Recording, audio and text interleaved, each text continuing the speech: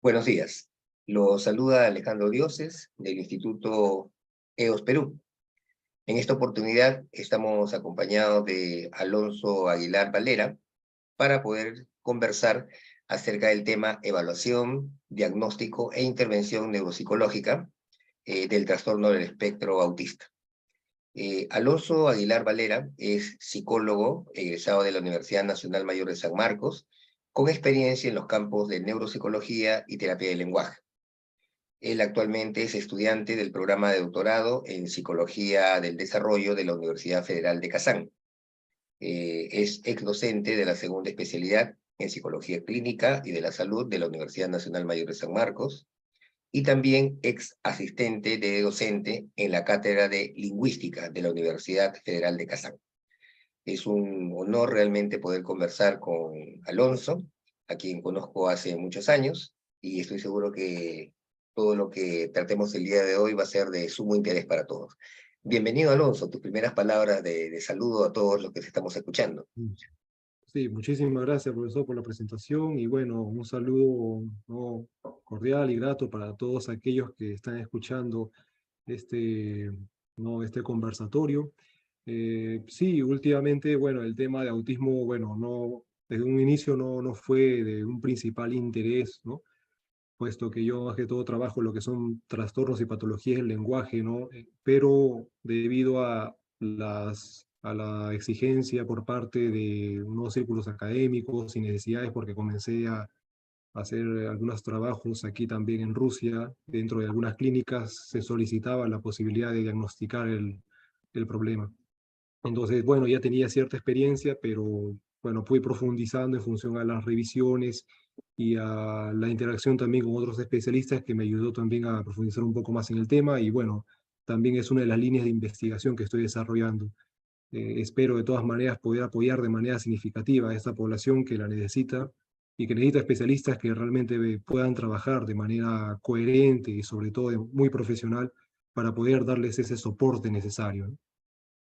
Bien, bien, Alonso, gracias. Bueno, vamos a comenzar con esta conversación.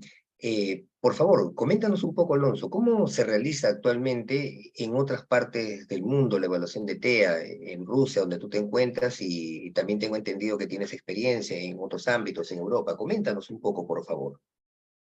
Sí, bueno, la evaluación del TEA va a variar dependiendo de la región en la que nos encontremos. Por ejemplo, bueno, en los últimos, aunque a pesar de que en los últimos años, ¿no? Posteriormente, bueno, acá en Rusia, ¿no? La situación. Después de la caída de la Unión Soviética hubo una apertura hacia Occidente, ¿no? Y comenzaron a llegar, por ejemplo, la terapia conductual, ¿no? La terapia ABA comenzó a llegar con fuerza y bueno, formaron especialistas en ese ámbito. Aún todavía se mantienen ciertas líneas ¿no? De tipo tradicional, lo que vienen de la corriente, ¿no?, soviética. Entonces, la evaluación por lo general que ellos plantean es la que también conocemos en parte de nuestro medio, ¿no?, por la literatura, como una evaluación de tipo cualitativa, en función a una serie de estrategias, de herramientas no pedagógicas, que en este caso son tanto juguetes como también materiales, ¿no?, que se pueden crear de manera manual en función de la edad y tomando en cuenta ciertos estándares, no ciertos porque, claro, no hay una investigación fehaciente de tipo psicométrico como la que vemos en Occidente, pero que ellos, bueno, no a partir de sus trabajos, ¿no?, porque son diferentes em, especialistas y tendencias que han venido desarrollando ciertos criterios para poder establecer, ¿no?, según, ¿no?, cada momento del desarrollo, ciertas características. Entonces, son los materiales libres que ellos emplean en protocolos, que dependiendo también del enfoque que tengan, porque, o sea, a pesar de que manejan una estrategia en común, también hay diferentes enfoques o diferentes tendencias, ¿no? Algunos plantean que no, hay que partir desde el movimiento, hay que partir, otros dicen no, desde los procesos cognitivos, hay que partir, por ejemplo, desde la atención, hay que partir desde las condiciones del contexto. Y comienzan a desarrollar una serie de protocolos y, bueno, las introducen dentro de sus centros de trabajo, por ejemplo. Eso es lo que ellos han venido planteando. Sin embargo, también existe pues una tendencia hacia los aspectos psicométricos, pero muy pocos, muy pocos. Tal vez en zonas como Moscú o San Petersburgo no esté muy difundido la idea de la evaluación psicométrica, pero todavía con cierto desconocimiento. Y lo digo así porque, claro, he tenido cierta experiencia, es decir, a pesar de que el ADR y el IDO se vienen empleando, pero hay solamente no adaptaciones locales, ¿no? Por ejemplo, en Moscú se ha venido adaptando una serie de pruebas, ¿no? Que son muy útiles para poder trabajar en ese tipo de casos, tanto pruebas como cribados. Y se administran, pero son de manera local y algunas veces se vienen administrando en otras zonas, pero bueno, no tienen muy en claro el concepto de que, bueno, se tiene que estandarizar y se tiene que hacer un estudio de la diferencia a nivel de muestras. Y eso es lo que todavía juega algo en contra. En Europa, por lo que he tenido experiencia, a poder observar cómo trabajan algunos especialistas, ¿no? Colegas tanto de Francia como de Alemania, y parte también de Italia, y vienen desarrollando toda una corriente, una tradición psicométrica que, bueno, desde un inicio fue evolucionando y se ha venido estableciendo y forma la base. Entonces tenemos toda una gama de instrumentos que ya también habla hispana, gracias a los trabajos que se vienen realizando en España, ya los tenemos al alcance, ¿no? Aunque claro, de manera parcial, pero ya los tenemos. Ahora, en el contexto, bueno, en Estados Unidos y Canadá también se viene desarrollando este tipo de procedimientos de manera pues mastodóntica, porque bueno, ellos plantean de que la evaluación psicométrica se tiene que realizar de todas maneras. Y hay un buen trabajo, es muy regulado el procedimiento, no es solamente se basan en adaptaciones locales y se administran, sino que se lleva a cabo todo un protocolo de organización bien establecido a nivel estatal, y por lo general quienes dirigen ese tipo de procedimientos o se apoyan es en las empresas privadas, ¿no? Como Pearson, ¿no? Que desarrolla pues un trabajo no bien organizado a ese respecto. La falencia tenemos en América Latina, ¿no? Donde pues se cuenta con materiales ya sea adaptados en países como México y Chile, donde se viene trabajando, ¿no? La problemática de una manera pues no, de una forma muy cuidadosa. Se cuenta todavía con elementos de España, pero no se vienen adaptando de manera no adecuada. Entonces juega un riesgo, ¿no?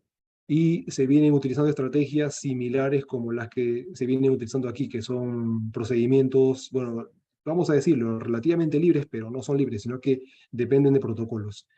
Pero esos protocolos muchas veces no se cumplen porque a veces dejan de lado aspectos como la discapacidad intelectual. Entonces, ¿cómo saberlo?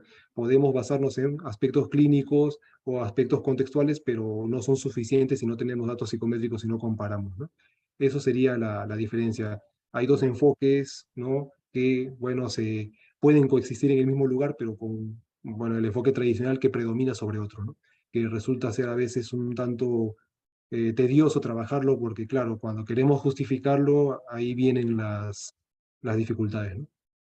Bien. Dime, Alonso, en base a lo que tú estás comentando, eh, para establecer si una persona, un niño, por ejemplo, tiene trastorno espectro autista, me imagino que hay la emisión de algún documento tipo informe donde se establece si ese niño tiene trastorno espectro autista. Ujú. Los criterios, los indicadores, igual se utilizan criterios del CIE-11, del DSM-5 o establece otros protocolos, otros criterios. Sí, es una buena pregunta. Sí, lo que pasa es que, bueno, yo ya no recuerdo muy bien cómo se trabaja en Perú, pero aquí, por ejemplo, los niños que tienen que ir a una escuela especial, ¿no? Supongamos que sea un niño con autismo, un adolescente con autismo, bueno, pasa por un examen médico que lo lleva a cabo pues, el neurólogo en este caso y el neuropsiquiatra.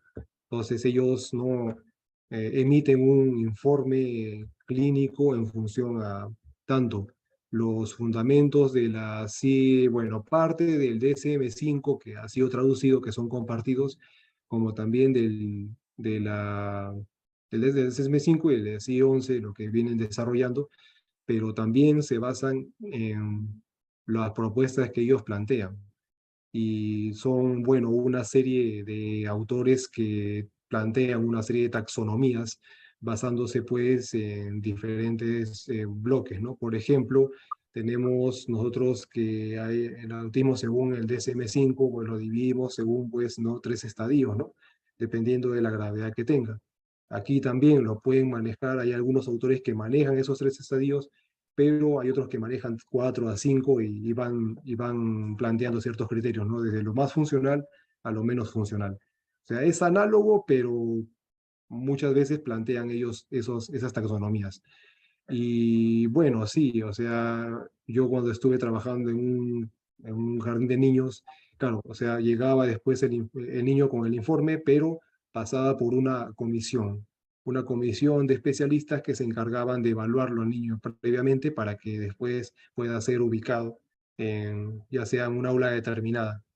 Entonces, llega el niño y hay una comisión conformada por, bueno, logopedas o también pedagogos que son especialistas en evaluación y se realiza el procedimiento, ¿no? Bueno, yo como soy psicólogo clínico me invitaban para hacer el procedimiento y dar mis opiniones y bueno, a veces teníamos ese problema de comunicación.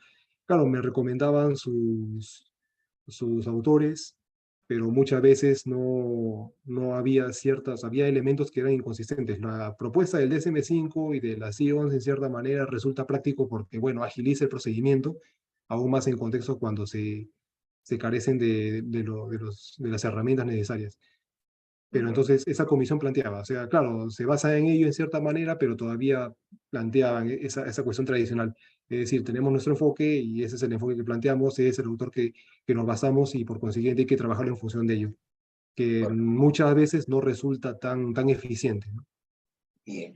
Y en razón justo de lo que estás comentando, dime, en la perspectiva que tú has podido apreciar, ¿es posible realizar el diagnóstico de esta entidad clínica del TEA sin pruebas psicométricas? Sí, o sea, en un sentido, hasta cierto punto sí. Lo que pasa es que las pruebas psicométricas nos permiten ya establecer ciertos, por una parte, establecer no criterios y perfeccionarlos para poder ya la evaluación hacerla cada vez más eficiente en un momento y poder apoyar el proceso de investigación y por otra parte dar resultados mucho más consistentes al padre de familia o al apoderado del niño o al adolescente o al adulto que tenga ese problema. Y así podríamos nosotros dar bueno, tener una mayor eficiencia en el trabajo. Entonces, eso es lo que nosotros venimos trabajando, al menos en la parte de Occidente. Aquí, bueno, sí se pueden, ¿no?, seleccionar una serie de estrategias, pero hay que prestar bastante atención. Especialmente, bueno, podemos utilizar ciertos checklists, ¿no?, de tipo conductual que se pueden crear para poder registrar problemas de comportamiento, hasta inclusive las estereotipas o cualquier otro tipo de problema de comportamiento presente en el TEA, pero al momento de realizar la evaluación de procesos cognitivos hay que ser muy precisos, ¿no? Hay que dependerá mucho de los elementos que se tengan. Hay que seleccionar elementos mucho más, dependiendo del caso. Si de un caso que contea que no tenga pues discapacidad intelectual, podemos seleccionar una serie de materiales de manera progresiva, ¿no?, de una dificultad progresiva para poder presentarlo, ¿no? Entonces podemos evaluarlo, ya sean fichas, ¿no?, temáticas o materiales, ¿no?, físicos que el niño o el adolescente o el adulto pueda manipular. En el caso de que tengan discapacidad hay que tener mucho cuidado. O sea, si tiene discapacidad hay que ver hasta qué punto resuelve. O sea, si supongamos que puede un niño de 5 años se espera de que normalmente pueda unir cuentas sin ninguna dificultad, ¿no? Claro, tampoco no van a hacer cuentas excesivas, sino que una cantidad determinada, entonces pueden hacerlo, porque ya se espera que para ese momento, pues, las habilidades psicomotoras no hayan alcanzado, pues, un desarrollo óptimo. En este tipo de casos, supongamos que tenga la dificultad, porque, bueno, no solamente vienen con discapacidad intelectual, sino que con otros problemas también a nivel de otros procesos. Por ejemplo, puede venir con un problema a nivel de esas habilidades psicomotoras, entonces tenemos que prestar atención. ¿Por qué no lo hace? O sea, ya, no lo hace, ¿por qué? Porque hay que descartar primero. ¿Tiene un problema de tipo neurológico motor o psicomotor? Entonces, si no es neurológico, entonces ya sabemos que es psicomotor, entonces hay que darle una cantidad determinada para que sí. Pero aquí ya solamente tenemos que hacer unas deducciones. Si puede hacerlo o no lo puede hacer, en función a lo que creemos posible. Ahora, no es solamente una especie de improvisación, sino que se trata de darle la cantidad necesaria, pero no hay criterios exactos que establecen que hay que darle una cantidad necesaria de elementos para poder ver si es que esto puede resultar. Eso va a depender del caso. Entonces todo se reduce en que si puede hacerlo o no puede hacerlo, dependiendo de la edad y dependiendo de las condiciones en las que se encuentren. Pero sí es posible, sí. Yo lo he intentado, o sea, al inicio me costó porque, bueno, yo tengo una base más psicométrica al 100%. No quiere decir que utilice los test por los test, sino que los utilizo dependiendo del caso, los analizo también según las condiciones, pero más me adapto debido a la formación que tengo, que es más de psicométrica, pero también, o sea, realicé una evolución hacia ese modelo porque, claro, en la escuela pues exigía y me pedían los informes, entonces tenía que hacer las evaluaciones, entonces no se contaba con materiales, entonces se tenía que adaptar los elementos que se tenían. Entonces, sí es posible, es un poco costoso, es un poco más tedioso, sí, porque hay que crear los criterios en función del caso. O sea, no es que no sea posible, sí es posible, sí. Eso podría ser muy útil, por ejemplo, en contextos a ver, por ejemplo, si nos situamos en la realidad de Lima o cualquier otra realidad de Latinoamérica, sí es posible, más en contextos donde se carece de herramientas, en contextos empobrecidos, por ejemplo, sí. Se pueden adaptar una serie de tareas, materiales, y se puede dar. Porque claro, o sea, por una parte no se tienen datos psicométricos de esa población, no se han hecho estudios, por ejemplo, he trabajado en asentamientos humanos allá en Perú, hasta antes de que pueda salir de allá, y bueno, no se contaba con materiales, y no creo que se cuente ahora todavía, porque para desplegar una investigación de este nivel demanda recursos, y no he tenido reportes, al menos que no me he informado. Entonces, por ejemplo, se puede trabajar ahí, se puede adaptar los materiales y proceder, ¿no? Pero hay que prestar mucha observación. Lo que esa estrategia parece fácil, pero no es, sino que demanda una observación. Por eso es que cuando Alexander Luria, quien fue uno de los pioneros de ese procedimiento, desarrolló todos sus argumentos, ¿no? En Occidente se da otra interpretación. Bueno, sí, parece que es relativamente sencillo, hay que procederlo, pero hay otros autores, ¿no? Que, por ejemplo, de Estados Unidos, que interpretaron esas propuestas, y sí, o sea, hay que prestar mucha atención, hay que estar constantemente observando, inclusive a veces cuando yo hacía esos procedimientos pedía grabar en la misma tarea que acabamos de hacerlo, háganlo de casa, ya usted tiene los materiales o consígalos y envíeme el video para ver, porque claro, puede ser que el niño no lo haga bien aquí, ya sea por una cuestión de estrés o esté aburrido, porque a veces clavan y esperaban pues como 1 o 2 horas, entonces el niño se estresa. Entonces le decía, bueno, sabe que el niño no pudo resolverlo por una serie de condiciones, así que por favor prueben en casa. Y lo probaban, algunas veces lo hacían, otras veces no, y me entregaban el video de forma muy cuidadosa, bajo ciertos criterios, y ahí ya podíamos cotejar ese procedimiento. Bien.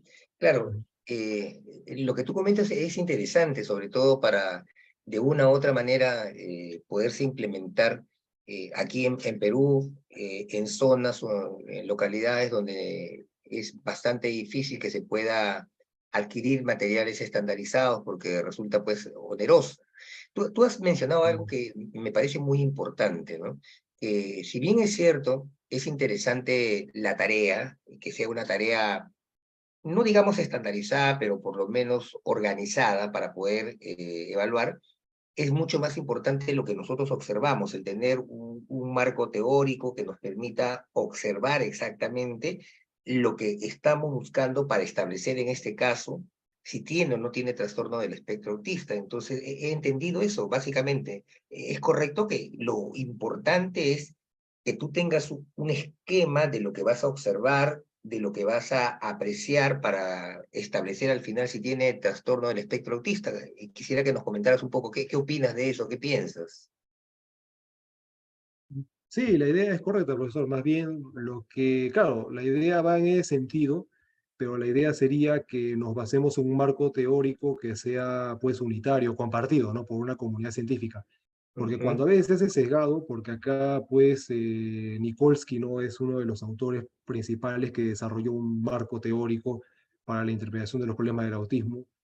Entonces, bueno, a veces me decía, no, tenemos que basarnos en este libro porque este libro lo dice y bueno, yo sí soy un enemigo del dogmatismo, entonces no, yo rechazaba. Pero lo revisaba y decía, mire, ¿saben qué? De acá puede ser útil esto, esto, esto, y por otra parte, esto de acá podría, no le decía que se iba a eliminar porque se generaba un estrés, pero decía, probablemente esto podríamos prestarle una mejor observación. Entonces, ayuda. Entonces, lo que trataba es unificar elementos que también manejamos en Occidente, porque me parece que cuando, claro, si manejamos solamente un marco desde un punto de vista sesgado, ¿no? Ya creo que eso ya se acabó, ¿no? Ya después de la caída de los paradigmas ya, o sea, lo que actualmente vemos es si es que esto es útil y eso se comparte. Ahora, como tenemos ya el Internet, podemos revisar, ¿no?, todas las investigaciones que se hacen y encontrar puntos de vista en común y a partir de ahí, ¿no?, integrarlo. Pero claro, un marco teórico que nos pueda unificar. Bajo, si ya sabemos ¿no?, en función a la semiología que ya venimos trabajando, y la semiología tanto aquí como en otra parte del mundo va a ser la misma porque es una cuestión objetiva, entonces ya podemos tomarlo como referencia. Las interpretaciones en función a cada uno de los procesos ya va a depender de, yo me supongo que más que el enfoque, que es inútil, sería más en función de la investigación que se está realizando actualmente. Entonces, por ejemplo, hay investigaciones en memoria de trabajo que estamos realizando con un equipo y hay una investigación que, bueno, que surgió, ¿no?, justo en la parte de memoria de trabajo que estamos evaluando lo que es el shanking, que es un mecanismo que juega un papel muy importante en lo que es memoria de trabajo, y ese mecanismo, bueno, podemos implementarlo. Entonces, es en función a las líneas de investigación que se viene haciendo actualmente, o sea, lo que los otros profesionales están publicando y que resulta útil para estos fines. Podemos ir implementando eso de manera progresiva. No es un eclecticismo, porque un eclecticismo sería una sumatoria sin, no sin una organización determinada, sino que ver qué puedo recibir, qué es lo que puedo más o menos manejar y con qué y hacia qué voy a llegar. Yo creo que en ese sentido estaríamos yendo bien, ¿no? Bien. Y aprovechando lo que acabas de comentar, eh, en los últimos años, bueno, cuando me refiero a los últimos años, posiblemente son los últimos 50, 60 años o tal vez más, ¿no? Mm, Lo que se mm, busca es tratar de detectar el trastorno espectro autista lo más tempranamente posible. Y a partir mm. de ello se han generado pues una serie de listas de cotejo, hay investigaciones que tratan de establecer ciertos indicadores tempranos. Quisiera que me comentes cómo va ese tema por allí, el tema de tratar de detectar el autismo lo más tempranamente posible. ¿Es factible que podamos diagnosticar el trastorno espectro autista desde el nacimiento? ¿Hay algunos datos que nos puedas proporcionar? Sí, esto es un tema muy importante porque, bueno, es una de las razones por las cuales yo entré al tema del autismo, porque ese terreno no me parecía muy familiar, porque, bueno, yo trabajaba más la parte de trastorno del lenguaje, que es al 100% mi área, pero comenzaron a llegar casos en los que necesitaban, por ejemplo, ese tipo de diagnósticos y, bueno, yo me encuentro en Kazán. Kazán viene a ser la tercera capital de Rusia y no es una ciudad pequeña, es una ciudad grande. Tendría muchas posibilidades, pero hay muchas limitaciones en ese sentido. Entonces, lo que he observado es que sí, se manejan categorías como autismo infantil, se viene empleando. Viene a ser como el autismo de primeros años, se podría decir.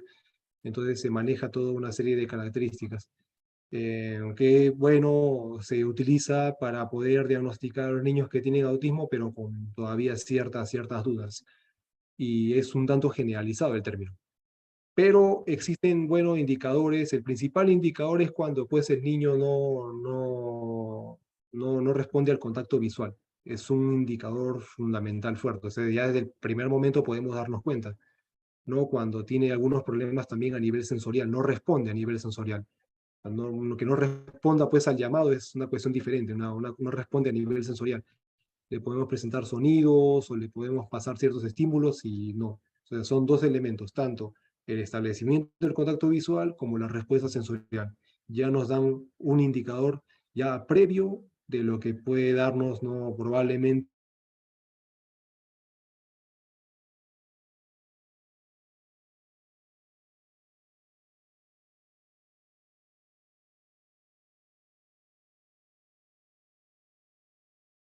¿Cierto?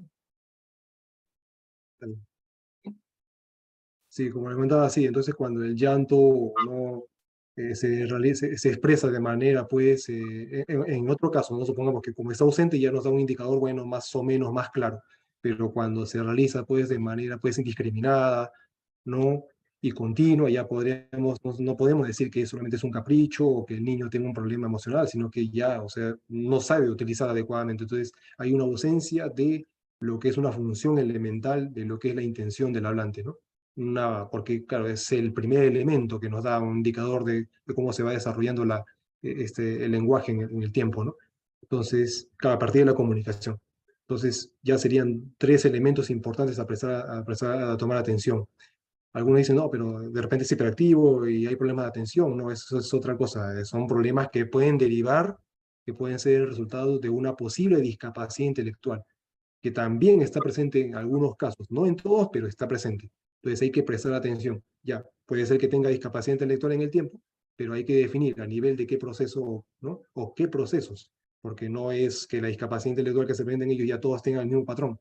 Pueden tener discapacidad, pero hay que ver a nivel de qué proceso. Algunos tienen problemas más a nivel de la atención, otros del control atencional, otros de la memoria de trabajo, dependerá del perfil. Bien.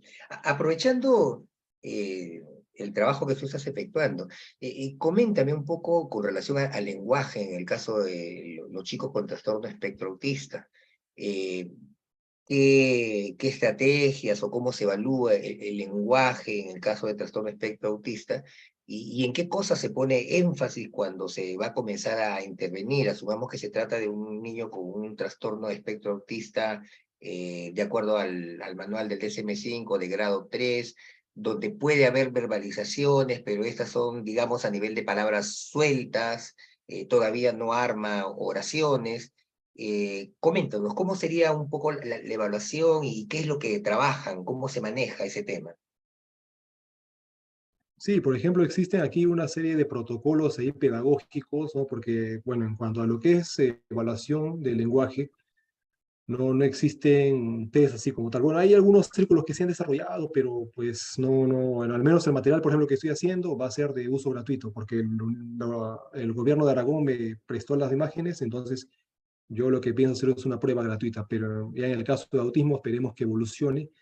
En ese caso, bueno, se utiliza una serie de tareas pedagógicas que evalúan, por ejemplo, el léxico a partir de ciertas tareas, o también evalúan la parte morfosintáctica a partir de ciertas órdenes, por ejemplo, donde encuentra, ¿no?, la imagen correspondiente. Claro, entonces mostramos la imagen, ya puede ser que sea una figura geométrica, y ya está, por una parte evaluamos el léxico, por otra parte evaluamos la comprensión sintáctica. Y en algunos casos, bueno, puedes decir, a ver, dime qué, te muestro una imagen, a ver, dime qué es lo que está ocurriendo, ¿no? A veces ya no se muestra una imagen donde, bueno, utilizan, por ejemplo, imágenes de las estaciones. Entonces ahí el niño tiene que decir qué es lo que está pasando, qué es lo que hay, o en tal caso, bueno, una imagen general de un parque, lo más elemental, como se utiliza en la tarea del Lelo, ¿no? Entonces Ujú. ahí se tiene que el niño decir, ¿no? Y más o menos ir informando, ¿no? Claro que en el caso de la lengua rusa varía, porque claro, ahí pues no tiene sus particularidades también la lengua, ¿no? O sea, tiene combinaciones que muchas veces de forma lógica no se cometen en el español. A mí me resultó un poco complicado porque en un inicio porque adaptarme, ¿no? Cambiar todo ese formato y interpretar esos elementos. Entonces, lo que yo más bien en estos casos evalúo cuando ya, o sea, es un grado 3 donde hay discapacidad y es un lenguaje rudimentario, ¿no? O muy elemental, entonces evalúo todos los componentes, creo un protocolo de evaluar los componentes. A ver, vamos a ver ya si puede articular palabras, pero si no puede articular palabras, vemos si puede articular sonidos. Ya, si, bueno, puede articular sonidos, vamos a ver si puede articular algunas sílabas, aunque sean sueltas, y así sucesivamente. Si puede discriminar ciertos sonidos, ya, sonidos tanto, bueno, en este caso generales, aunque eso sería más que todo estaría relacionado con las nocias, pero más que todo de tipo verbales. Y luego después por cada componente. Yo creé un protocolo ahí libre para evaluar ese tipo de casos. Entonces, sí, en función a los componentes, el modelo de Leje, ¿no?, que lo estudiamos en la universidad, que me sirvió bastante porque fue muy útil porque así me permitió dividir las tareas. Entonces voy desde lo más elemental, que es la parte, bueno, no tan elemental como compleja, la parte fonético-fonológica, hasta lo pragmático. Claro, en lo pragmático ya ahí son una serie de preguntas que van dirigidos a los padres y a los profesores, porque muchos niños, bueno, son llevados a la escuela y a veces el padre trabaja todo el día, solamente llega a la escuela que acaba a las 6 de la tarde, no 7 de la noche, y se lo lleva al niño. Entonces ya en ese tiempo, ¿quién se encarga? Se encarga el docente o el cuidador, ¿no? Entonces la encuesta va dirigida a ellos, ellos dan su opinión y después se compara. A veces se encuentran muchas diferencias porque el padre a veces no observa y bueno, cuando no observa o es que el padre no le ha prestado la debida atención o es un padre negligente. Entonces también hay ese tipo de problemas, ¿no? Correcto. Bueno, y ya para ir terminando, nos has brindado bastante tiempo. Coméntame un poco, Alonso. Hemos estado hablando acerca de la evaluación. Quisiera esta última pregunta que esté relacionada con respecto a la intervención.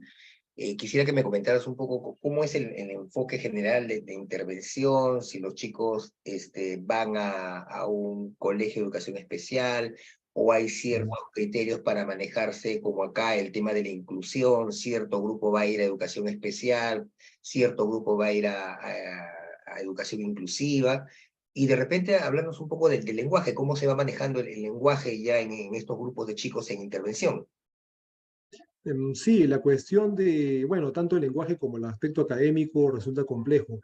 En el caso de, sí, la inclusión, sí, sí tienen el programa, el proyecto de inclusión, ¿no? Son uno de los países que apoya bastante, pero existen muchas limitaciones. Hay algunos casos de, bueno, la inclusión serviría en aquellos casos que tienen autismo de grado 1 sin discapacidad, por ejemplo. Eso sería, bueno, la inclusión sería exitosa porque al menos el niño responde. Pero bueno, aquí hay, por ejemplo, colegios tanto, bueno, regulares y a nivel especial depende, ¿no? O sea, hay especiales que son dirigidos a lo que son problemas del lenguaje, hay otros que son dirigidos a lo que viene a ser trastorno del espectro autista y discapacidad, y hay otros que tienen que ver con algunos problemas intermedios, o sea, que son problemas ya que no cumplen los criterios. Entonces Ujú. sí, se va dividiendo. Entonces, quienes trabajan ahí más, bueno, es el pedagogo, que es especialista en lo que es defectología, que es educación especial, y logopedas. O sea, el logopeda ahí tiene un papel importante, desarrolla una serie de estrategias, ¿no? Una serie de materiales, ¿no? Que trabajan los mismos componentes, pero según su enfoque. Se tienen ellos un enfoque, ¿no? Que va desde la parte de articulación hasta la escritura. A veces, bueno, las veces que yo he trabajado y que he observado cómo los niños con esa discapacidad les hacían trabajar escritura, bueno, lo hacían por una cuestión de que el protocolo les exigía, pero al final de cuentas lo hacía el docente. Y bueno, me parecía innecesario. Entonces es una de las falencias ahí que he observado. Pero, o sea, la intervención en ese sentido, claro, es más de todo tipo pedagógica integral. Y en los últimos años ya, bueno, después de la caída de la Unión Soviética, vino entrando con fuerza la terapia IBA, pero todavía no se comprende bien los fundamentos. A veces se dice que al niño hay que dejarle con libertad para escoger. El niño termina manipulando las condiciones. Yo, por ejemplo, trabajo en una clínica y trabajo como especialista en terapia IBA y, bueno, utilizo todos los fundamentos. No se trata de que al niño lo obliguemos, sino que al niño les creemos una serie de patrones de comportamiento que sean funcionales. Y a veces eso demanda tiempo, porque a veces, por una parte, tenemos el apoyo de los padres, que sí, ¿no? Hay un grupo que se apoya, pero otra parte no, que son muy negligentes o permisivos. Entonces, hay retrocesos. Pero, o sea, el trabajo aquí en las escuelas, en la parte del lenguaje, lo tiene el papel logopeda de manera fundamental, crea una serie de trabajos en función a protocolos que ya el Estado les ha brindado y lo vienen desarrollando. Y es la intervención que se espera que se haga tanto en la escuela como en casa, pero se realiza de manera integral.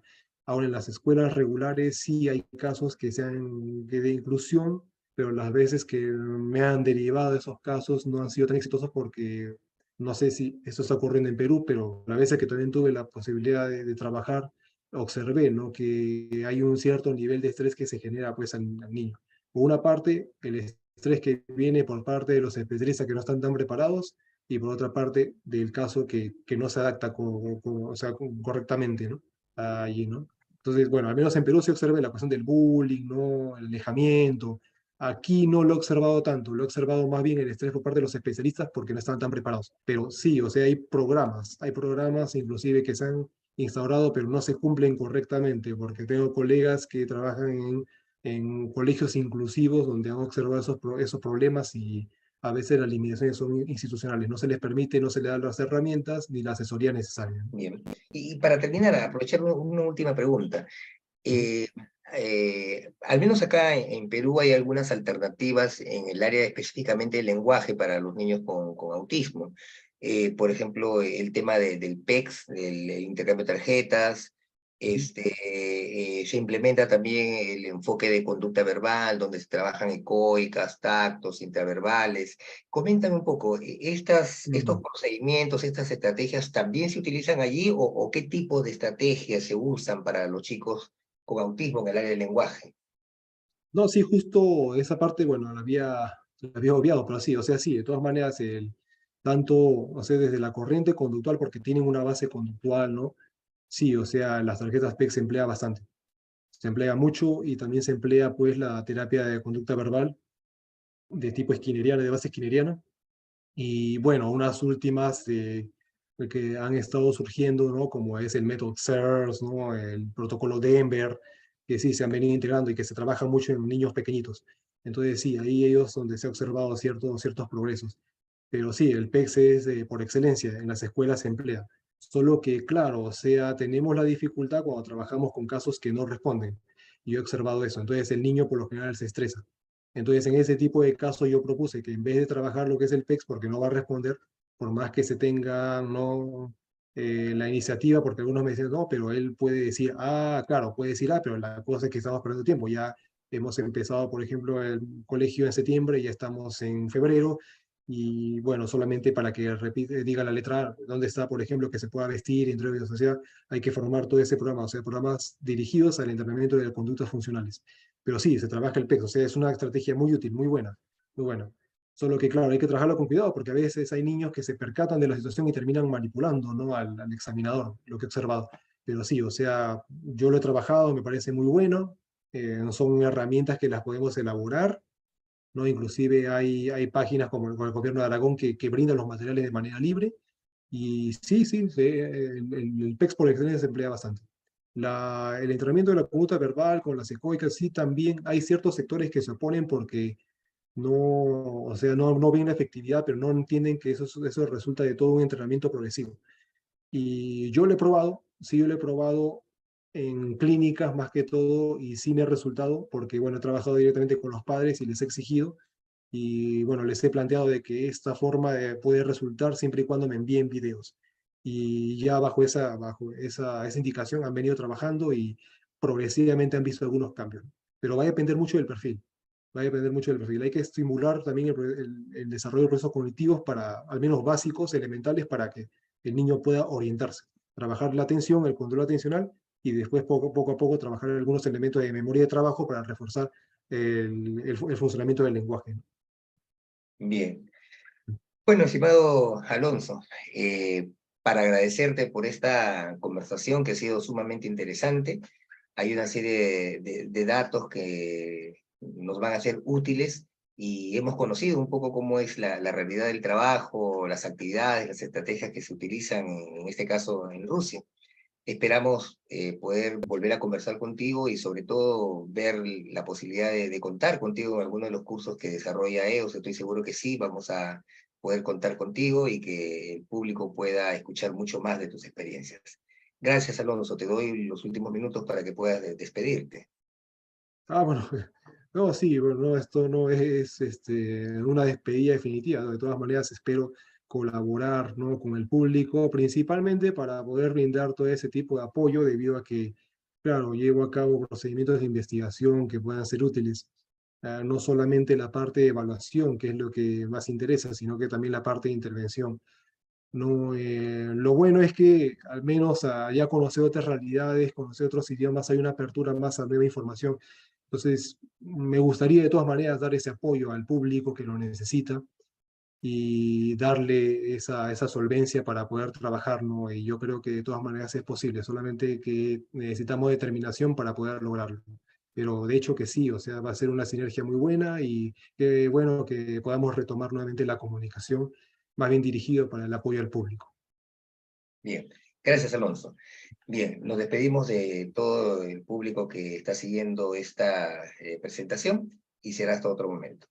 Hasta luego.